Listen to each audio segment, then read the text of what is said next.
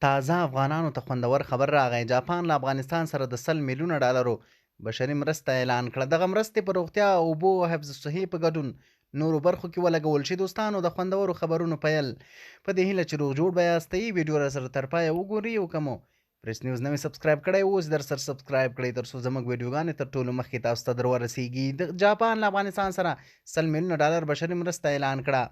د جاپان د بهرنیو چارو وزارت لخوا په خپره شوې خبرپاڼه کې ویل شوي دي چې روغتیا، اوبو او حفظ صحي په ګډون د 100 میلیونو ډالرو په ارزښت مرستندویه توکي به افغانستان ته ولېږدول شي. دغه مرستې به د ملګرو ملتونو د خوړو نړیوال پروګرام WFP په ګډون د 14 بېلابېلو نړیوالو سازمانونو له لارې افغانستان ته ورکړل شي. د جاپان دولتي ټلویزیونونو چینل NHK د راپور له مخې دا په جاپان لخوا افغانستان ته د طالبانو د واکمنۍ ترلاسه کېدو وروسته د مرستې دوهمه کڅوړه ده. د یادولو وړ ده چې طالبانو د جاپان حکومت 2024 کال په اکتوبر میاشت کې ورته افغانستان ته د 15 میلیونه ډالرو په ارزښت بیړنۍ مرستې عاجلې ورسولې وې. د جاپان د بهرنیو چارو وزارت وایي ایران، پاکستان، تاجکستان، ازبکستان به هم بېلابېلې مرستې ترلاسه کړي.